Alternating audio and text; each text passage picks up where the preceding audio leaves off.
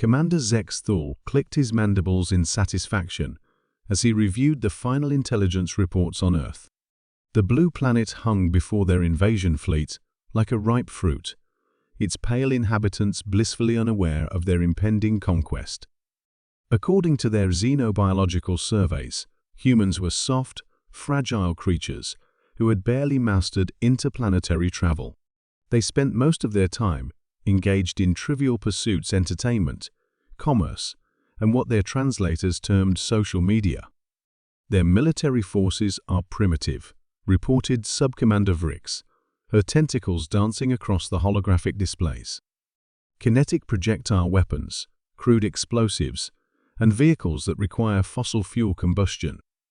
Our preliminary scans show no evidence of plasma weaponry or quantum shields. Zex Thul's four eyes gleamed with anticipation. The hegemony had conquered 17 worlds in the past cycle, but none had been as resource-rich as Earth. The planet's vast oceans, diverse biosphere, and strategic location made it the perfect addition to their empire. More importantly, humans appeared to be ideal slave stock, intelligent enough to be useful, but weak enough to control. Begin the first wave, Zex Thul commanded. Deploy landing pods to their major population centers. Standard intimidation protocol. Once they witness our superior technology, they'll surrender within a solar rotation. The invasion began at dawn across Earth's surface. Sleek alien craft descended from the sky, their hulls gleaming with an otherworldly shimmer.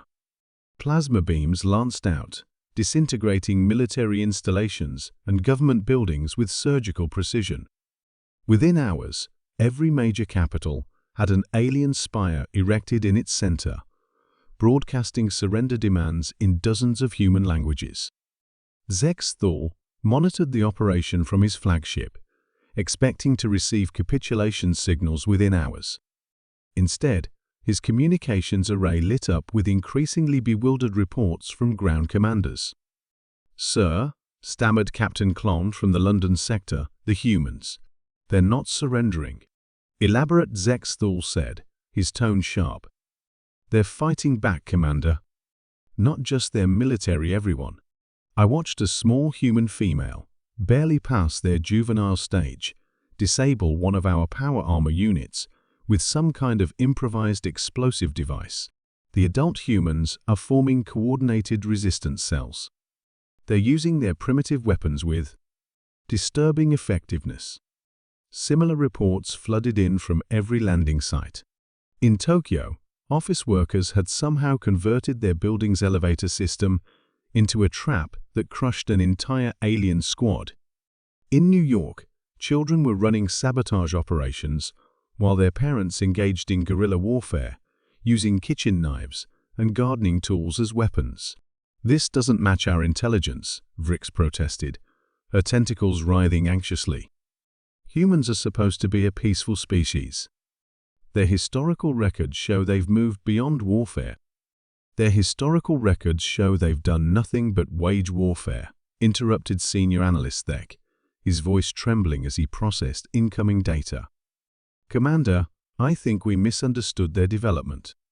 They didn't evolve past violence. They became so good at it, they had to create artificial constraints to prevent self-extinction."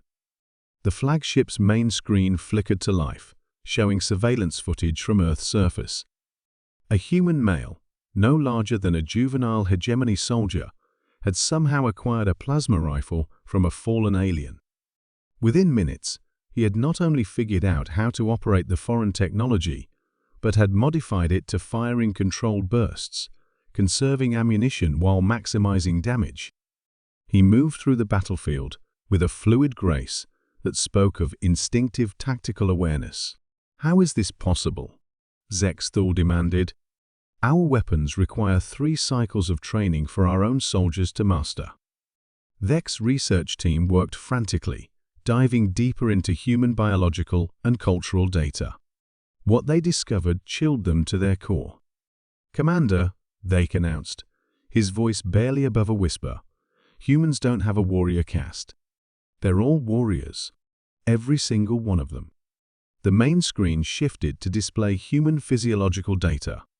Look at their muscular development, optimized for explosive movement and endurance.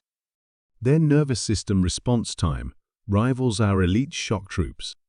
Their cognitive architecture includes advanced pattern recognition and threat assessment systems.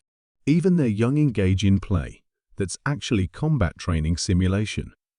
More footage streamed in.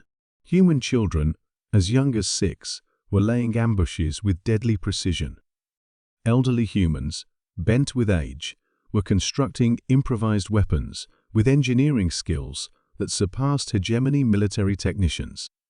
Groups of humans who had never met before were forming tactical units with seamless coordination, as if they possessed some kind of collective military consciousness. "Sir," came another trembling report from the surface.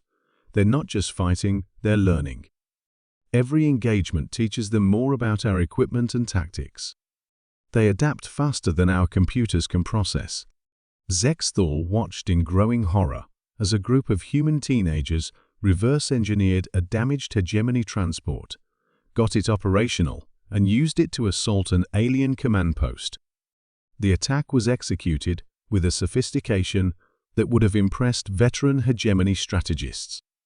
"Commander," Vrick said urgently, "our casualties are approaching 30%. The humans are targeting our supply lines with precision strikes.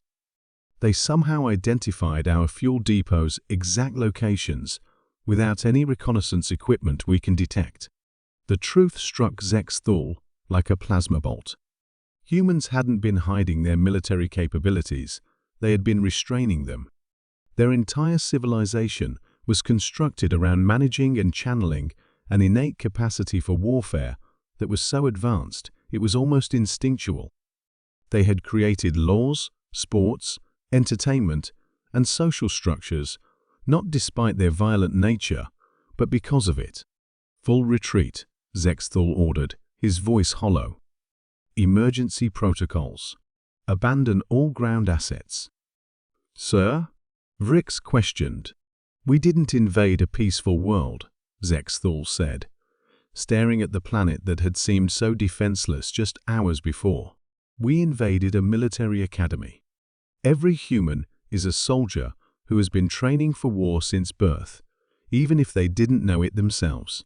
As the hegemony fleet retreated into the void, emergency broadcasts were already transmitting across their empire. Classification update: species human. Threat level maximum. Recommendation: avoid all contact. Note: they were holding back.